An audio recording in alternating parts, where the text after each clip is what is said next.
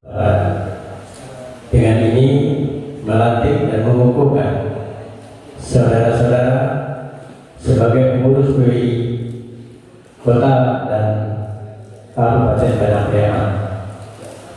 Semoga saudara-saudara bekerja dengan baik dan penuh amanah serta meningkatkan kesejahteraan para wartawan di lingkungan daerah saudara dan juga menjadi kerjasama dengan baik dengan seluruh jajaran pemerintah, kemudian dengan masyarakat dan pihak-pihak terkait lainnya. Pada saudara kedua Tuan Fakri, semoga bisa dilibatkan seluruh daerah Kabupaten Padang Briangan dan Kota Briangan.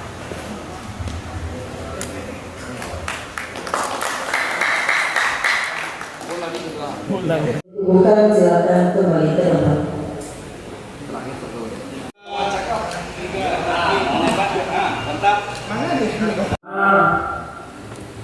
Ini adalah kepengurusan lanjutan, ya. Pada tahun 2024 akan berakhir. Oleh sebab itu, saya minta kepada saudara ikhlas agar mulai sekarang untuk berbenah. Tadi sudah ada absen dari Pak Wali, dari Ketua DPRD. Kalau bisa buatkan program, lakukan pembinaan dan juga tingkatkan kesejahteraan. Karena tanpa sejahtera wartawan ini tulisannya akan kemana-mana nanti, ya. Jadi memang perlu program-program kesejahteraan. Kalau kami di provinsi sudah ada membangun perumahan, ada juga kebun sawit, ya, dan itu juga akan bisa menopang pendapatan daripada kawan-kawan. Jadi kalau baru melakukan berisi Pak Ketua, Pak Wali, insya Allah mudah-mudahan tulisannya bersih, ya. Kemudian juga kita melaksanakan program uji kompetensi. Hampir separuh, ya, wartawan di Sumatera Barat itu sudah ikuti kompetensi, uji kompetensi wartawan. Uji kompetensi ini akan menuntut kawan-kawan untuk bekerja secara profesional, ya. Dia tidak main hantam saja, ya, tidak melanggar kode etik, karena semua sudah dia ketahui dan juga sudah dia maklumi. Dan kalau di luar itu dia bekerja akan berhadapan dengan masalah hukum. Jadi memang uji kompetensi ini merupakan program nasional sebenarnya yang kita di Sumatera Barat juga sudah melaksanakan. Kalau tidak salah saya sudah hampir 15 kali, ya, untuk satu angkatan. Kemudian juga mendorong kawan-kawan untuk memverifikasi media, ya, karena di Indonesia sekarang media online ini sudah luar biasa jumlahnya. Jadi saya ngomong sama Pak Andi, ya, sudah 47.000 jumlah media online yang juga sering bermasalah. Oleh sebab itu coba dorong kawan-kawan yang punya media, pertama tentu pada hukumnya, yang kedua dorong dia melakukan verifikasi secara administrasi, ya. Administrasi itu memang di sana ada beberapa bentukan jelas, alamatnya, penanggung jawabnya jelas, orang-orangnya jelas, gajinya juga jelas, ya. Kemudian juga ada peraturan perusahaan dan lain sebagainya. Dorong dia untuk verifikasi secara administrasi, kemudian nanti verifikasi secara faktual. Kalau itu sudah dilakukan, insya Allah mudah-mudahan dia, ya, kalau secara teorinya dia akan bisa terbebas dengan masalah-masalah hukum. Tapi dia bekerja di luar aturan itu risiko, ya.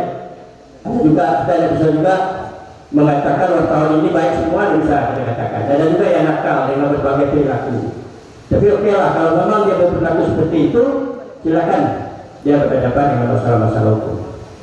Tapi sepanjang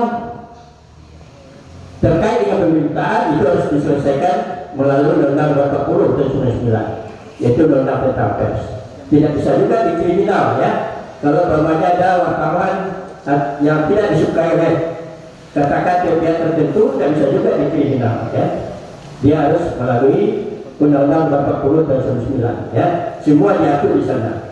Bagaimana koordinasi dengan kepolisian, dengan jaksa, bahkan juga dengan hakim, ya. Dengan SEMA nomor 13 itu, kalau umpamanya hakim menyidangkan kasus-kasus pers, itu disarankan, ya, untuk menghadirkan ahli pers di sana.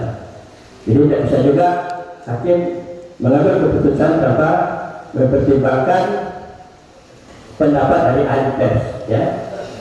Jadi inilah pekerjaan-pekerjaan berat ya yang harus dilaksanakan, yang didorong oleh saudara Ikhlas dan kawan-kawan. Mudah-mudahan di Pariaman ini ya kawan-kawan terhindar dari masalah-masalah hukum. Apalagi ini tahun politik nih, ya. Tahun politik yang rawan dengan masalah-masalah kriminal.